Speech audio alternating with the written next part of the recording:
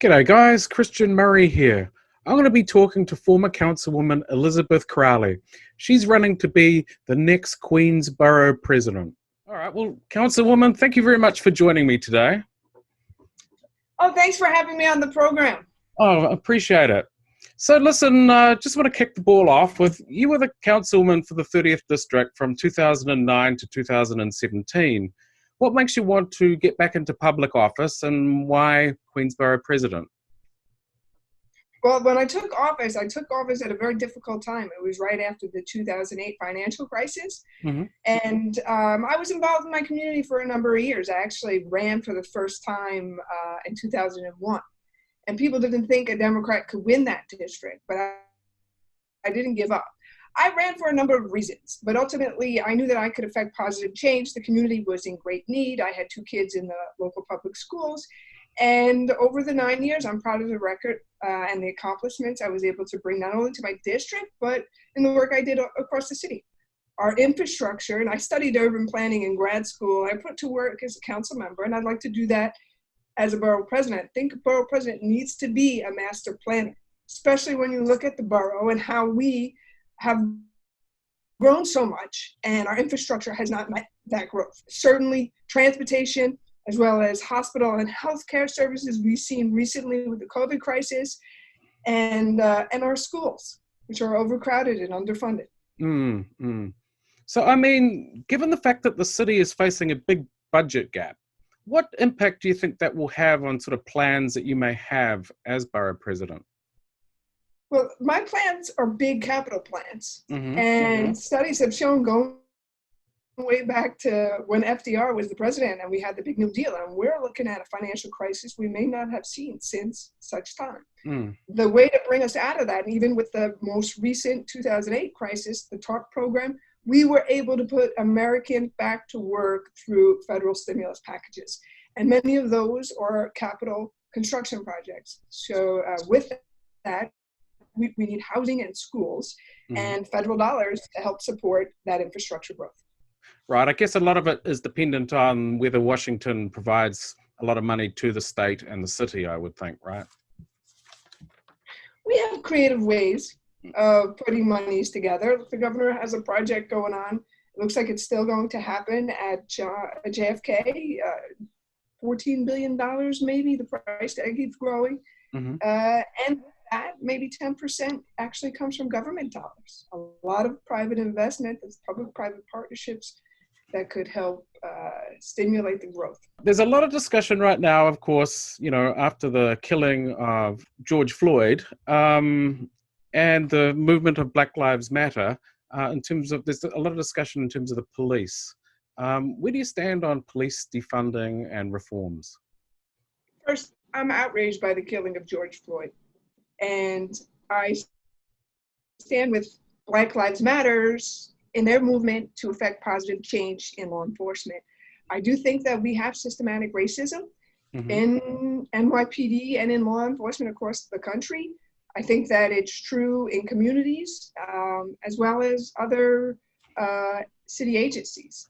So, you know, when it comes to defunding, I think it feels that that's quite drastic. We cannot have a quality of life in Queens. We wouldn't want to be able to, or we couldn't attract businesses the way we currently do and protect our family and attract newcomers if we weren't safe.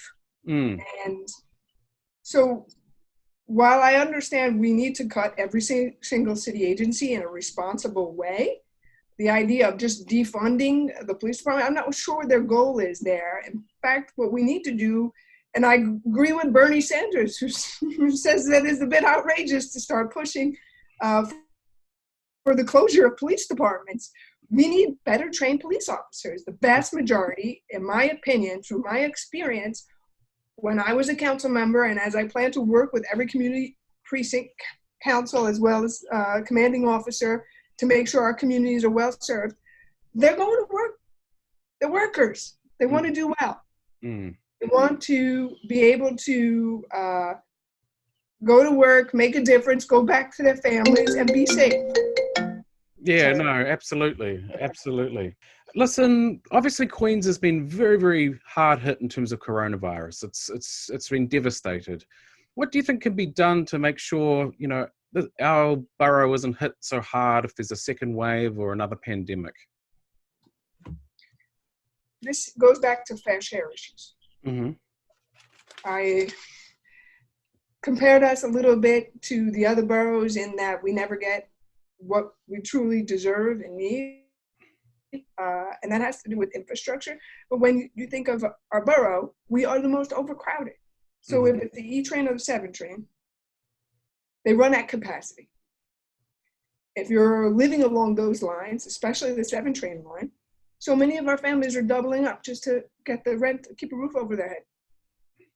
These are overcrowding conditions that, in my opinion, exacerbated the COVID crisis, and it truly took a situation that was bad, that was hurting communities of color more, and made it much worse. And those who were hurting, not only because of the health ramifications or the loss of lives, are also hurting because of the economic impact.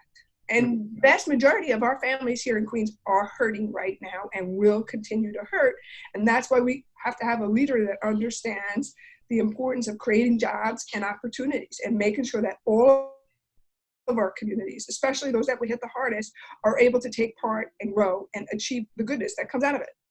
Right. I mean, at this time, there's a lot of discussion about need for jobs, right? Some are saying that, it's a pity that Amazon isn't coming. I've heard people say that, given the economics of what's going on out there. If a project like an Amazon came back and sort of said, we want to come to Queens, or other big companies wanted to do similar things, how would you approach that? Yeah, Queens needs to be open for business, all kinds of business. Those jobs, whether somebody agrees with Amazon or not, and I'm not one of those folks that shops on Amazon and then criticizes them. But I do know that they were bringing in high-paying jobs. On average, it was like over $150,000. And they were engaging also Queensbridge housing.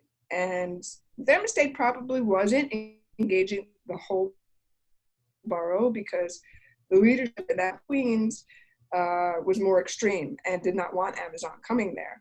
But we need a borough president that's going to be able to attract business, both small and large. And I think we'll continue to do that as long as we have the right leadership in place. Right. I mean, so how do you view projects like the Flushing Waterfront that's sort of getting a bit of pushback?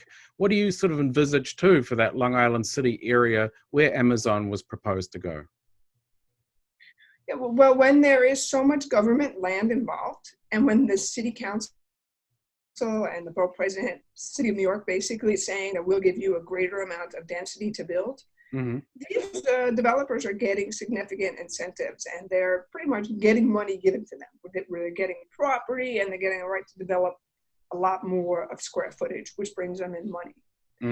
So they need to have real affordable housing, and it needs to reflect diversity of the city and opportunities. A lot of times these affordable housing plans are discriminatory by limiting the zone from which they in catchment area is. And so we need, our president is going to change that, but demand real affordable housing in the process of giving these developers the right to build housing on property that's not zoned for housing, and giving them the ability to build densely. And just so you know, out of the candidates in the race, I'm not taking from for-profit real estate developers that are doing work here in Queens. The vast majority of my contributions are from local residents, by far the greatest amount of small contributions from New York City residents. Oh, okay. I mean, your advisory role is going to be pivotal as we move forward with, real estate development. So I guess you're going to be looking at it through that lens, correct? Sure, right. I think it's important for the voters to know that I'm completely independent, and that this campaign is one that felt it was important not to take from for-profit real estate. So often they're driving the families out. And we have a real crisis on our hands, and we need to make sure that our leaders are completely independent. So whether I did or didn't take money, I already am an independent person, but just so they could rest assured. And that's important to a lot of voters. Yeah, absolutely. Absolutely. Now, a big part of your job, or would be part of your job, is selecting community boards. There's been a lot of discussion in terms of who gets on the boards, the diversity of the boards, the transparency of the boards, etc. How are you going to approach it in terms of selections? After I left the city council, I started an organization called 21 in 21 with the goal of getting more women on the city council. Right now, there's like 12 out of 51 members that are women. And the number was once higher. It's been declining. I think it's important, I bring that up to get gender diversity on all governing boards. Now, the council is fairly diverse, but our community boards are not.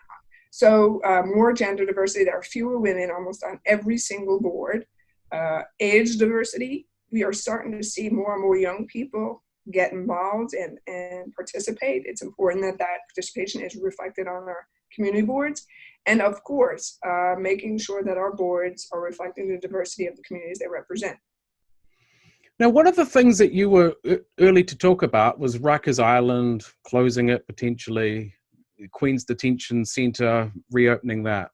What do you think the budget may mean in terms of that project? I mean, I've heard some people say, listen, maybe we should put that on hold because of the financial crisis the city is facing. How do you view that?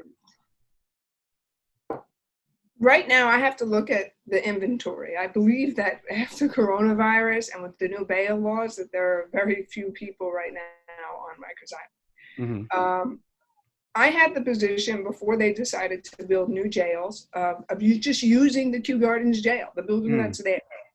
You don't need to knock it down and build some big fancy jail. You could, some of the cells are currently used for those inmates that come to go to court. Like any given day, in a world without corona where the criminal courts are open, you have 10% of the population on Rikers traveling to court for court appearances. During the day, they stay in these cells that are at Queens Detention. They use the other floors for movie shoots, and they've kept it empty. And there's no need for that, for building a new jail. So there you have $2 billion saved by just taking an existing jail and use it for what it was purposed to be used for. Now, a lot of your campaign literature talks about education, school seats, etc. Can you just talk a little bit more about that and what you're looking to do? When I took office as a city council member, my district was the most overcrowded in the city. Sometimes you need the agitator at the school construction authority and pretty much somebody who's going to find the land and work with the community to find the sites to build the schools. And that's pretty much what I did. And 6,000 seats later, we were no longer the most overcrowded school district. And some of the schools are of the best in the city and the most diverse. So we have almost every single community education council district. That's how we organize our boroughs, schools, is overcrowded, almost every one of them. So 5 out of 7 are severely. We need to build new schools. We need to find the right locations. And then we need to make sure that we're bringing the right programs that work and the leadership that makes a real difference to run a school properly. Right. Okay, that makes a lot of sense. All right. Well, one other thing that I've also seen you talk a lot about are hospitals. What can be done to get more hospitals in the borough? I mean, that's been a big problem, as we saw with coronavirus. If you look at Queens's population and you compare it to the other 4 boroughs, we are completely underserved and we're underbedded. And when you saw the impact of the coronavirus hit, you saw people waiting online just to get into the hospital and emergency rooms. That's completely unacceptable and ultimately resulted in people losing their lives or not even calling for an ambulance, not thinking that they would even have an opportunity to get hospital care. We are completely underserving New Yorkers when it comes to healthcare, and Queens is at its worst. So I look forward to working with private hospitals and public public hospitals to expand our capacity of hospital beds, and certainly in the locations that are most needed. All right. Well, listen, thank you very much for joining me, Councilwoman, and best of luck in your race. Thank you, Christian. Good to see you. Good to be on your program. Thank you very much. All right. Have a good day. Bye-bye.